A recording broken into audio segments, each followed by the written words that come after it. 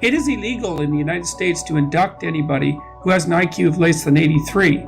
And the reason for that is, that the American Armed Forces have been conducting intelligence research for like more than 100 years. And that was partly because they needed a way of sorting people rapidly during times of military expansion during wartime. But it was also because IQ tests, and especially in the early part of the 20th century, were used to identify, let's say, the deserving poor who could really benefit from additional educational attainment and advancement. And the military was hoping to identify people from lower class strata that could be streamed into, say, officer training programs and so forth, or even skills training programs, to move people from the underclass into at least the working class and maybe above. So they had a bloody stake in this, man. They wanted to find people, they wanted to sort them properly, and they wanted to do social good when they weren't just trying to win a war, let's say, which often also is a social good.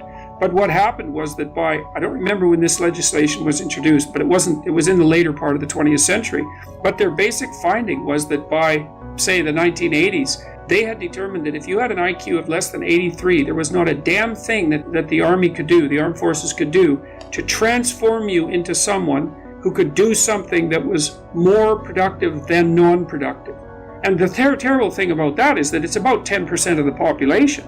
And so you look at a statistic like that and you think, oh my God, you've got this enterprise, this massive enterprise that's chronically hungry for people. That's right. They're always looking for people. They're really oriented towards taking people from the underclass and lower working class and pushing them up the societal strata. And during wartime, they're actually desperate to bring in recruits, period. And their conclusion is that 10% of the population can't be trained to do anything sufficiently useful to make them militarily operable. I just read that. My jaw just dropped. I think it was Wunderlich, although it might have been Hunt. What's his name? He's an IQ researcher. Is it Earl Hunt, I think, possibly? He claimed that if you have an IQ of below 90, that it's difficult for you to read well enough to translate what you're reading into action. So you can't actually read instructions and follow them. You don't have that level of literacy.